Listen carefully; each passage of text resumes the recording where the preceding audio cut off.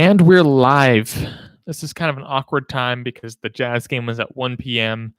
So it's been several hours. I know we tried to hop on right after, but I had to work. And when I got home, stuff happened. So that's why I'm having this stream almost at 7, even though the game ended at like 3:34. But like I said in the pinned comment in the chat, there's a lot to go over after this win. Not only about this win, but I feel like a lot has happened with Jazz basketball, like yesterday and today. So I'll focus on the game first. I'll go over my normal stuff, going through the stats, my thoughts on the game, and then we can get into different things like Dwyane Wade is now a part owner in the Jazz. We learned some new stuff about the Clarkson injury, how he also had an injured hand in his shooting. I think it said like he had a broken bone in his shooting hand, which I didn't read a ton on that, so we can talk about that more. I think how I understood that's still an issue. And then obviously the big thing tonight was Donovan Mitchell got hurt. So we'll dig into that a little more for those on right now. And if you haven't heard about it, from what we know right now, it doesn't seem serious, but he hasn't had an MRI yet, so we'll see. But it doesn't look to be too major, and he should be 100% well before the playoffs. But this game, and the Donovan Mitchell injury was actually a big part of this game because the Jazz were playing like and then in the second quarter, especially right at the end, like they gave up some big buckets. If you watch the game, like the second quarter, Pacers were holding it for the last shot with like 3 seconds left. They hit a three, which is rough to give that shot up, especially with 3 seconds left. You don't really have time to get something else off by the end of the quarter. The Jazz, kind of frustrated, they throw a sloppy pass on the inbound. I believe it was Karis LeVert stole it on the Pacers, and then he gets another corner three, so the Jazz gave up 6 points in like 4 seconds right there, which is rough. But then in the third quarter, the Jazz got off to a bad start again, and like it was when I saw the bad start happening in the third quarter, I thought it was just kind of the game. I thought it was over. And I was like, oh, that's rough. Like Jazz shouldn't lose to the Pacers, but that's how it goes. And maybe that's just me not having enough faith in the Jazz. And then with 8 minutes left in the third quarter, Donovan Mitchell gets hurt. I saw it from every angle, and there really isn't a good angle on the injury. From what it looks like, he just landed weird because there was someone on the ground, and so he was trying not to land on them. And then he landed weird and kind of tripped over them, and it looked like he messed up his ankle during that process. But there's not really a clear image of the injury. But what I saw didn't look too crazy. But obviously, it took a while to get off the court. So, 8 minutes left in the third quarter, the Jazz are down by double digits at this point, and then the team rallies. I could see right after the injury, they had almost like a little boost of energy, like they wanted to win that for Donovan. So, and I think that's really what was going on in their heads. That's what it looked like they played. What they played like. They were hustling a little more after that. They were like every play mattered a little bit more, and then they put a comeback together and won by 8 points. So, I thought that was a cool game. Obviously, the Pacers, they're not the greatest team in the league. I don't know how they stand in the East. They're a little below 500 now. But that's cool that even though the Jazz had a bad game up to that point, when Donovan Mitchell left, they really focused and it mattered to them, then they really turned it on and had a pretty big comeback. So great win. Obviously, this is a win that the Jazz need to have, especially if they're trying to prove that they're an elite team. They can't just drop ones to sub 500 teams. And recently they haven't been playing well. But as a transition into the team stats, they actually shot well, a lot better than they have been in recent games tonight. Overall, from the field, they were just under 50%, which is where I like to see them. Like flirting with that 50% mark from the field. That's an awesome place to be as a team. And 3-point percentage, 38. I feel like 38 and above is where I want to see the Jazz. And so they barely made that cutoff at 38.1% tonight. But awesome. Looking just a quick preview for the box score, like no one shot awful from three. No one really shot great, but you didn't see any like 1 for 8s tonight. Like you saw 3 for 7s and 2 for 4 or like 2 for 5 and stuff like that. So that's awesome. Bogey was the leading scorer. I believe he shot 3 for 7. I'll fact check myself here in a sec on that from three. And so I'm starting to Clarkson obviously came back. He had a good night.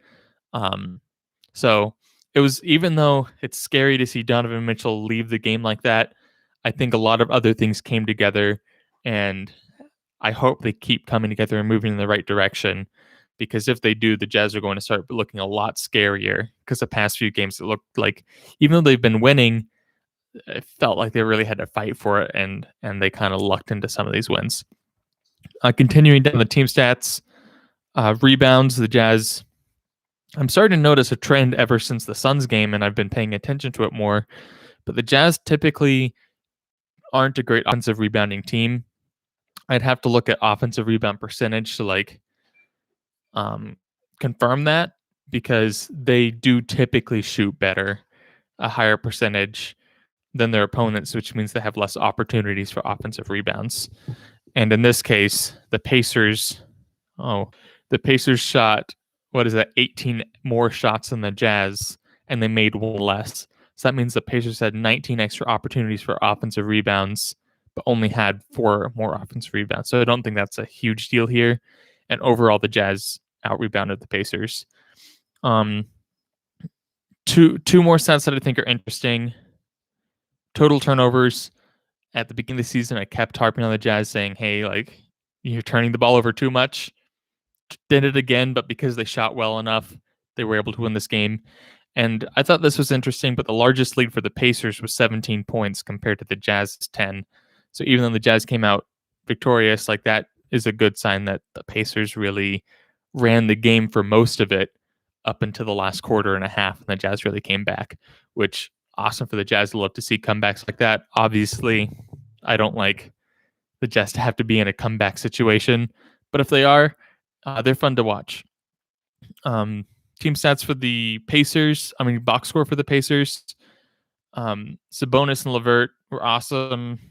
Brogdon did good. He did his stuff. Nothing terribly exciting. I like watching the Pacers, but I think they're a fun team, but obviously they're not like a great team. I think they're an underrated team, at least for entertainment value. For the Jazz, though, as I was saying, no one really had a bad night from three. I was wrong with Bojan. I said he was 3 for 7 from three. He was 2 for 6. So if he just took and made one more, then I would have been right. But he was the lead scorer. He had 24. Donovan Mitchell was awesome tonight before his injury. He had 22 points in 21 minutes with 4 rebounds, 2 assists, and a block. And Clarkson was great. He was the third highest scorer on the Jazz with 18 points, and he was 2 for 8. So I'd say he probably had the worst shooting performance, but he was coming back. Like, what can you expect? And he hit some good shots for the Jazz.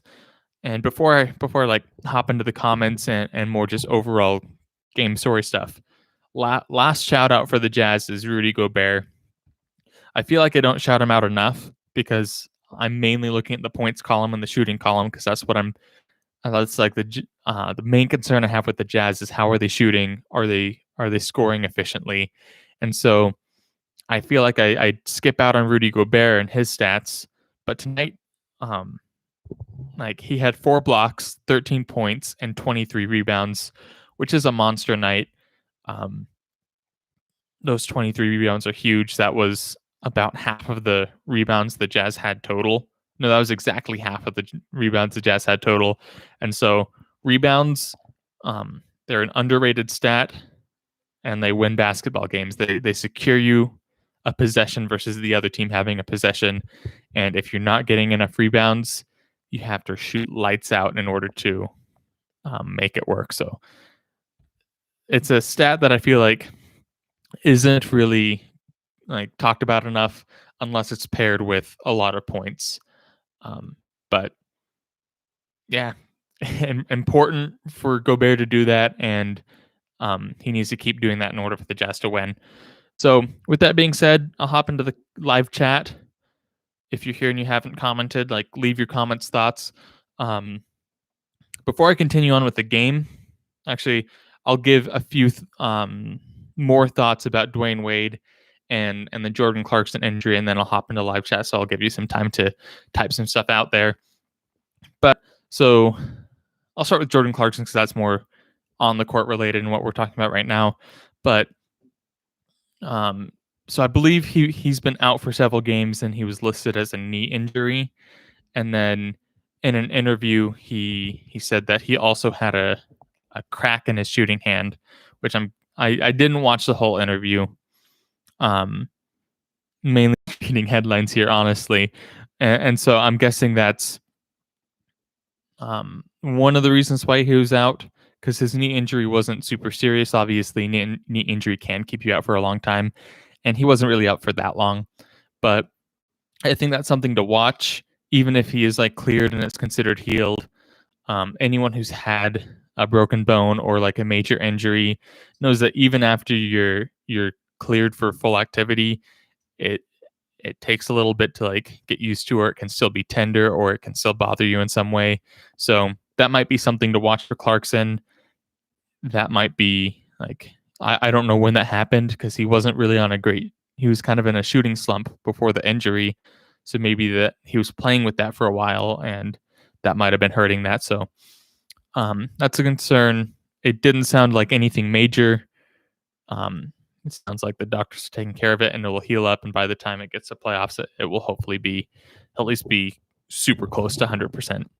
And then Dwyane Wade, if you haven't heard yet, Dwyane Wade bought a minority share in the Jazz, and it's not just an investment for him. He's not just um, doing it because it was available, but he plans on taking an active role in the organization, which like I think is awesome, because I think Dwyane Wade is like the perfect mentor for Donovan Mitchell.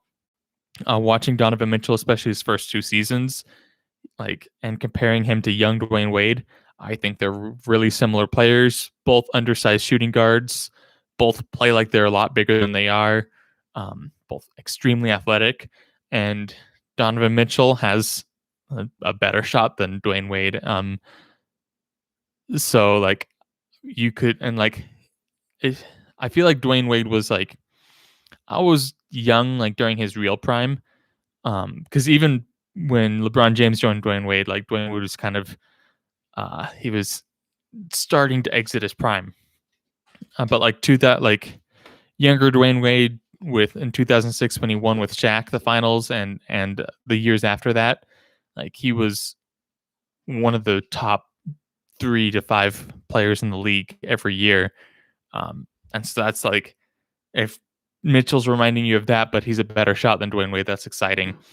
Kind of went off on an unrelated tangent about Dwyane Wade, but I think that's exciting. I don't know exactly what role he's going to take.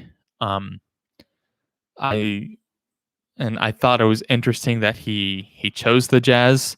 I don't know what the story is there, because he seems kind of like a big city guy. Like I know he lives in L.A. last I heard, because after he retired, he moved from Miami to L.A. Um, he was in Miami his whole basketball career, except for a couple seasons in Chicago and Cleveland. So I don't know. I thought I'm excited. I'm interested as the story rolls out to hear kind of what that backstory is.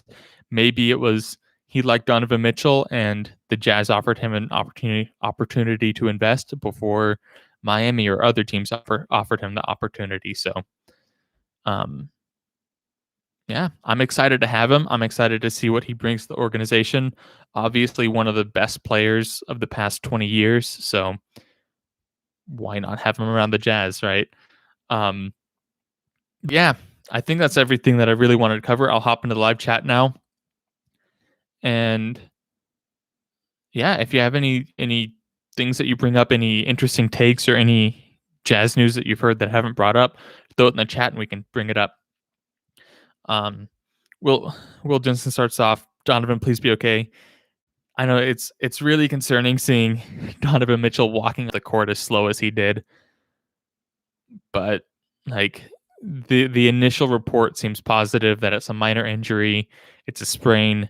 He'll probably be out for a few games. And I'd say at this point, rest him a little more than rest him until you're sure he's healthy, because I would hate him to come out a little too early and then re-injure it for the playoffs. So I'm not expecting to see Donovan for the next probably 5 games at least, but it sounds like it's not going to be anything crazy. Obviously, he needs to have the MRI before we confirm that. But the good news is, a lot of times in the NBA, they don't give any sort of hint towards what it is until they have the MRI.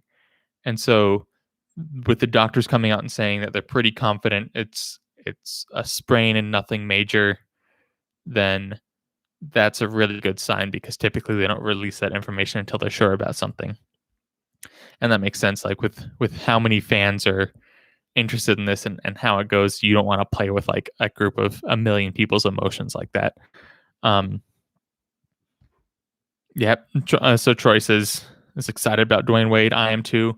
I'm really interested to see what he brings to the organization, and I really hope he is more public with what he does. I hope he's almost like a face of the organization, because I think that would be really fun, and to be able to see what he does with the Jazz, because I know a lot of people are, when they're working in the organization, they're very behind the scenes, and unless you're like a professional sports reporter or a super diehard fan, you don't really know their role or what they're doing. So I hope we get to see more of what Dwyane Wade does. So Will says that he was at the game today, and when I was talking about how there's like a ton of different angles going on with the cameras and there was not a clear angle, says he's at the game and he doesn't even know what happened. So it was a mystery injury. It was the NFL has the turf monster, I guess, because the turf monster has a cousin and on the court that caused this injury. Hopefully we don't see more of that in the NBA. Troy's huge win as well kept us in first. I'm on the edge now. I used to be saying like I'm not worried about the Jazz losing first. The Suns have been looking good. Let me pull up the standings right now, see how close everything is. But yeah, I'm still pretty confident that the Jazz can keep it, even if they're not playing like at 100% because of their schedule that they have left. But I don't know. It's starting to look close. I'm glad we pulled it out, and it was fun to watch. Obviously, sad to see Mitchell get hurt, but it was fun to watch the rest of the team kind of rally and do it for him. So right now, the Jazz are a game and a half above the Suns. And the Suns are looking really good. They're 9-1 in the last 10. The best team in the last 10 games in the entire NBA. So we have to look out for them. And yeah, I've not looked at the standings recently, but it looks like the Lakers are still falling. I don't know. This last little bit of the season is going to be really fun to watch in the West. I feel like in the East it's not going to be as fun. This was an important game for the Eastern Conference playoffs, though, because the Pacers, after this game, are a game and a half behind the Hornets, who are in the 8th seed. So, and they played it. They played good basketball, except for they gave it up a little bit at the end. Let's see. I lost my spot. Okay. Yeah, so Will was saying what I was just saying, like we might lose the 1 seed, and he said we might lose it if Donovan's out for too long. That's possible. The Jazz really don't have a tough schedule, though. They have a few tough games. So, and I think the team is good. I think there's enough scorers, and I don't know. I'm being a little too optimistic here, but I think that this might be a good thing for the team having Donovan out, because they don't have that crutch to lean on. And so now you need to see people like Bojan um, who looked good tonight, but he'll have to take more of a step up and he'll have to take top scorer number of shots. He'll have to start taking those 20, 25 shots a game. You'll have to see other players step up and hopefully this will see the Jazz kind of get out of that shooting slump so that by the time Mitchell comes out, they're running like a well-oiled machine again. So I'm optimistic for the Jazz moving forward, even without Donovan. Obviously, like I'm not expecting Donovan to miss that many games. So if he's out for like the majority of the rest of the season, that might be a little bit of a different story, especially when it comes to those tougher games because they do have a few of those tougher games. And honestly, any game in the NBA, I feel like this year there's very few teams where I just say it's a pushover win. Um, yeah, because like the Wizards are one of the worst teams in the league, and obviously they're not like a pushover win. We lost to the Timberwolves earlier this year, so like you have to come out and fight every game. But I think the Jazz, even without Mitchell, are better than a lot of the teams they'll be playing. Yeah, but and with that, on that note of me saying like I think Bojan, this will be good for him. He did play great tonight, and you guys brought that up in the chat. He's looking more confident. His shooting percentage wasn't like incredible.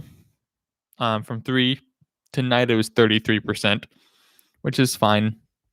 I want to see more consistent from him, but he is looking more confident. He's starting to shoot more. The past several games, he's been scoring 20 plus points. So maybe this will be his chance to like really, really show off that confidence for a little bit.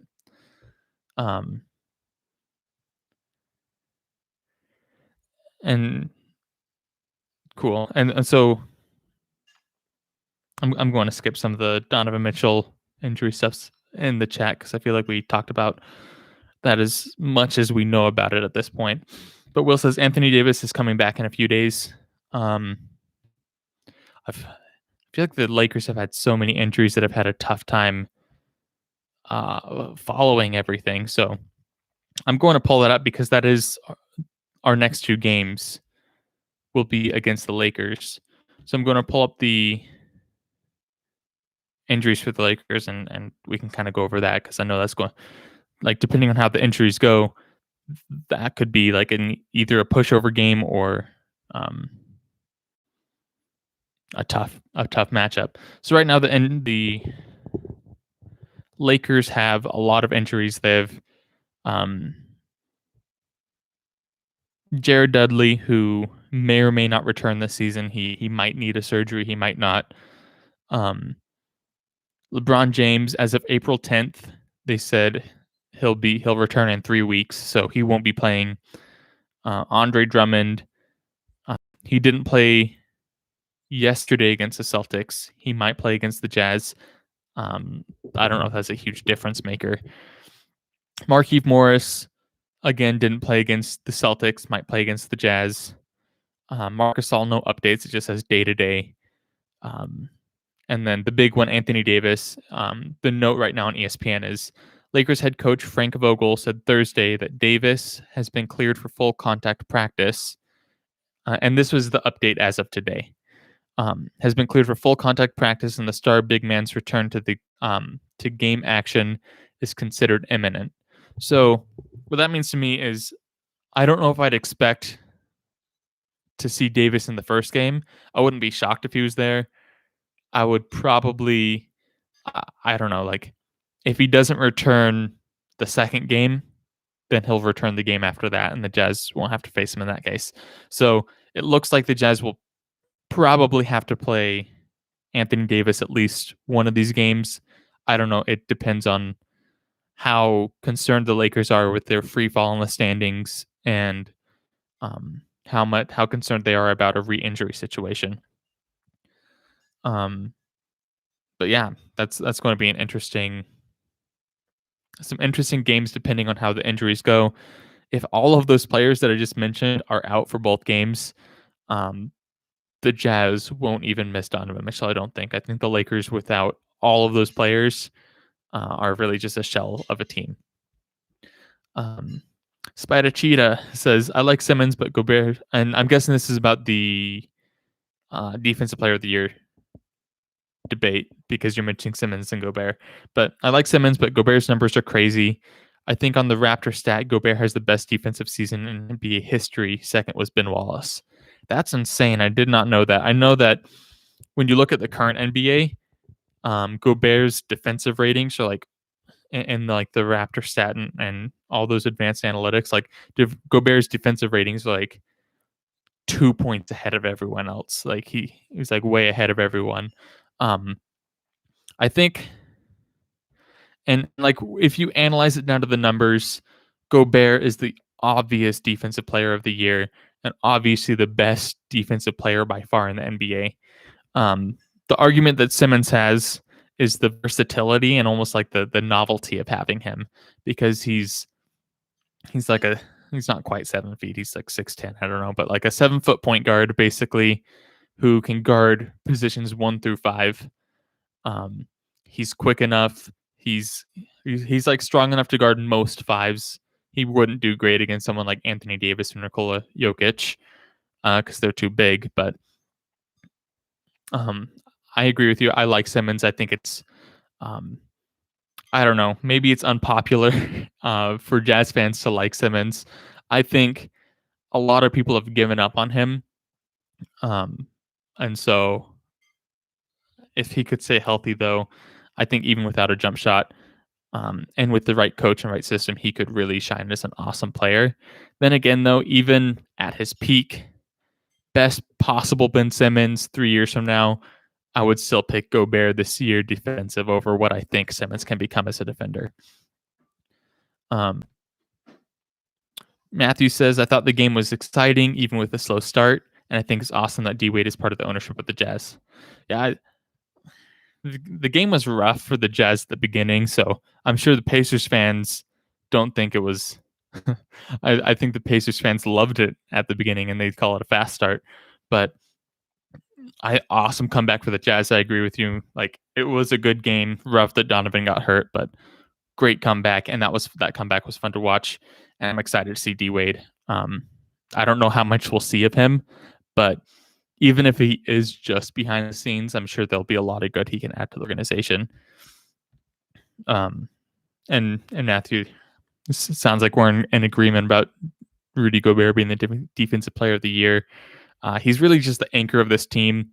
And I mentioned earlier in this stream how I don't give him enough credit all the time because I'm always caring about shooting percentages and how many points did they score, that I forget to mention that like tonight, Rudy Gobert had 4 blocks and 23 rebounds.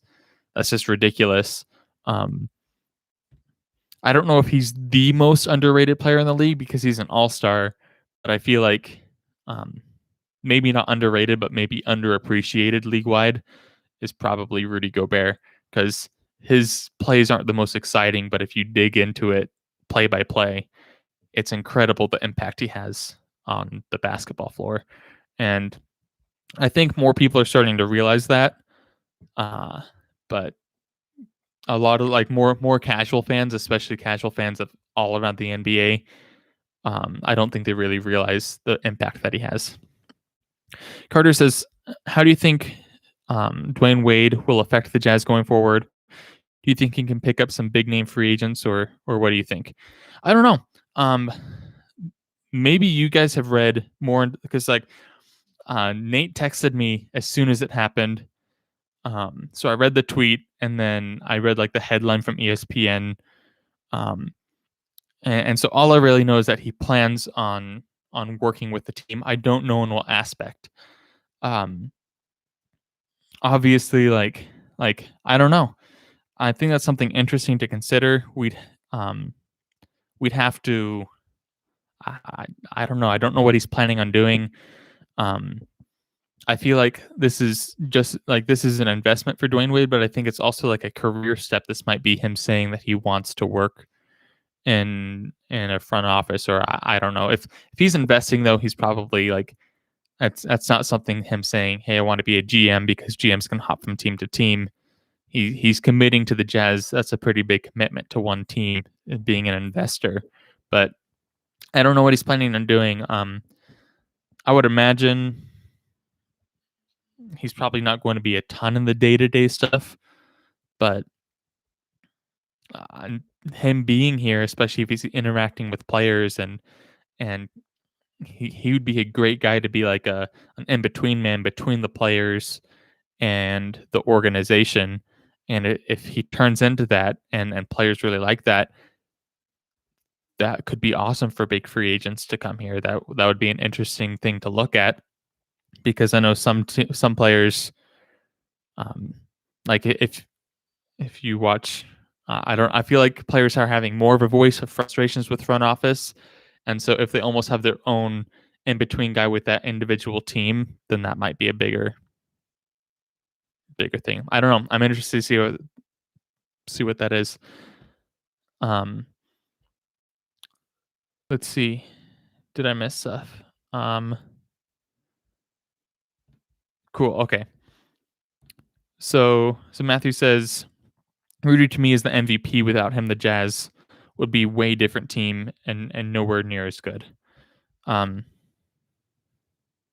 I feel like that's a hot take, and like obviously he's not going to win the MVP, but I'm not going to argue with it. I think he, of all players, like being the most valuable to their team, that might, um, I don't know. I'm sure there's a couple other players that you could argue with Gobert, but Gobert would be right up in that conversation. So I 100% agree in that aspect. Um, so did you watch the Mitchell injury closely?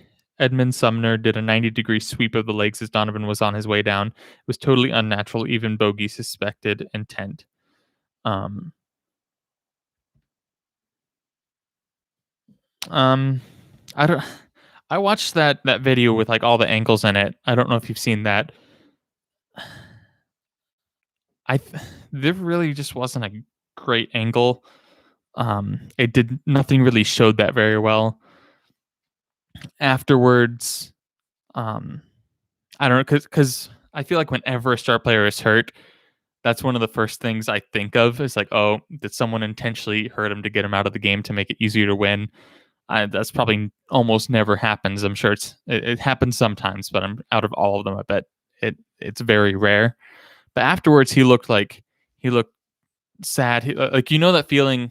I don't know if you've had this, but if you're playing basketball or any other sport, and then you're the reason someone gets hurt, and it just sucks, and you're just like, like we were having fun. I know he was my competitor, but like you don't want him to get hurt. I could see on his face like he had that look on him, like he's like he was hoping Donovan was okay. That's at least what I saw. Um, I don't think he intentionally hurt Donovan Mitchell. Um, I don't think there's tons of bad blood in the NBA like there used to be. I think there's still a little, and certain players have that. Um, I don't think that's what happened. I may be wrong. Like I said, there's not a good angle on it, so I could be just as wrong as as the next guy. So you may be right there. I'm not saying you're wrong, but I'm saying I didn't see anything that made me believe that, even though that's like the first thing I consider even before I see the tape. Um, yeah, I hope there wasn't at least like that would suck. That doesn't need to have a place in the league. Um, what do you think convinced D Wade to invest in the Jazz instead of the Heat? I don't know. I don't know enough of the details there. Maybe the Heat just were not offering an investment opportunity, or at least one that made sense for Dwyane Wade. I'm sure the Heat would have hired Dwyane Wade in any role that he wanted, except for like something super major like GM or coach or president of basketball operations. Anything else, I'm sure they would have given to him. I don't think Dwyane Wade wanted a job though. I think he wanted an investment. Um, and maybe the Jazz just had the best investment offer for him that made sense financially. Um, he does have a good relationship with Donovan Mitchell. Obviously, the new owner of the Jazz, I think that's going to attract some people. I think that that's going to bring a new kind of um, nothing against the Millers, but I think it's going to bring a new fresh view of the Jazz moving forward across the whole league. So, and also there's a lot of a lot of people like Utah, um, even if it's not their main home. I know a lot of people want to come out here. It's really pretty out here. They may not want to live here 12 months a year, but they want to have an excuse to come out here because honestly, Utah's beautiful. So I don't know everything that went into the um, decision. Um, I've heard some rumors that I don't know how true they are, so I won't say them here unless we find out more truth.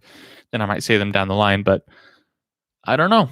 I don't know what I'd love to get some insight into that. I'm sure as this plays out and as we hear more about it, we'll get to hear a little bit more. Um, and then, uh, so going back to was Donovan? Did someone injure Donovan on purpose? Zaza Pachulia used to do that all the time, and I guess that's Zaza.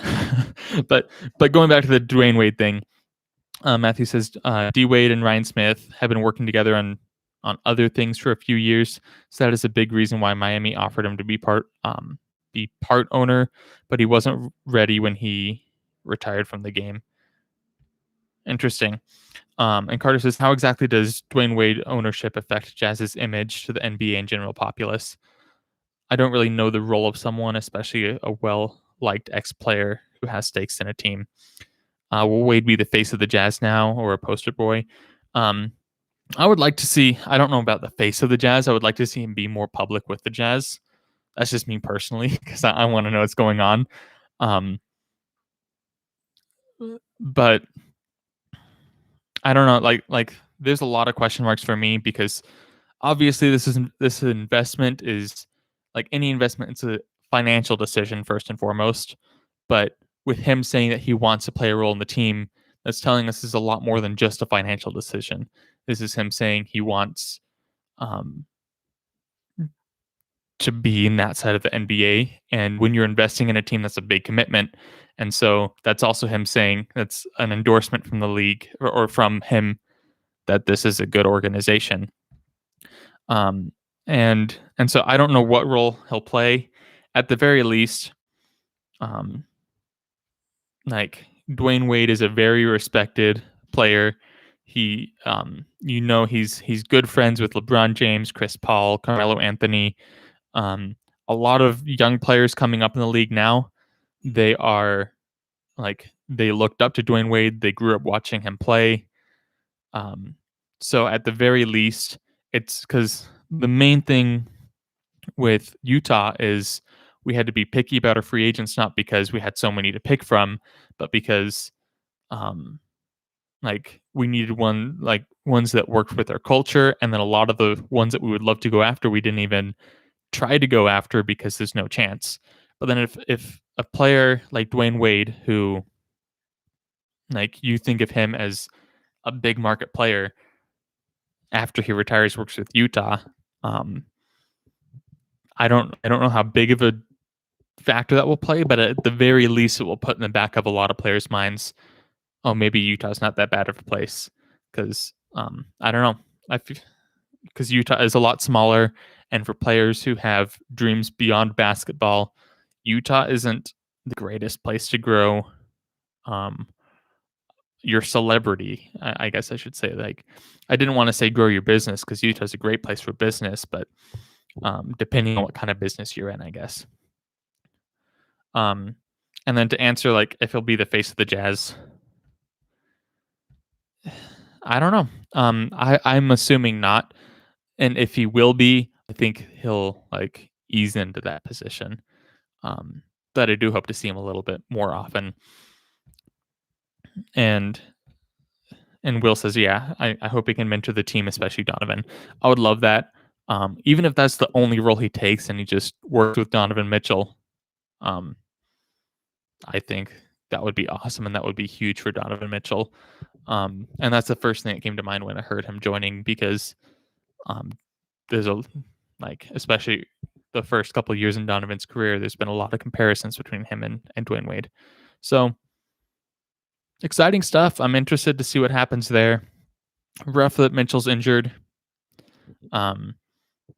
I'll be looking out for the MRI report when that gets released. But right now, it looks like things overall for the Jazz seem to be trending up, even with a couple slips in the road, like the Mitchell injury. But good win for the Jazz. Thanks for joining me tonight. This was an earlier episode for a super early game, so I'm kind of happy to be finishing a little earlier, because sometimes these wrap up at like 11:30, 12 o'clock. But thanks for joining me. I think this was fun. I think there's a lot of good stuff to talk about, especially with this Dwyane Wade that came really timely for this. But with that being said, if you haven't liked the stream, make sure to like it. If you're a Jazz fan, you need to subscribe to this channel. And if you haven't hit the notification bell, hit that, because that way you'll, when we post our episode tomorrow, you'll see it right as soon as it comes out.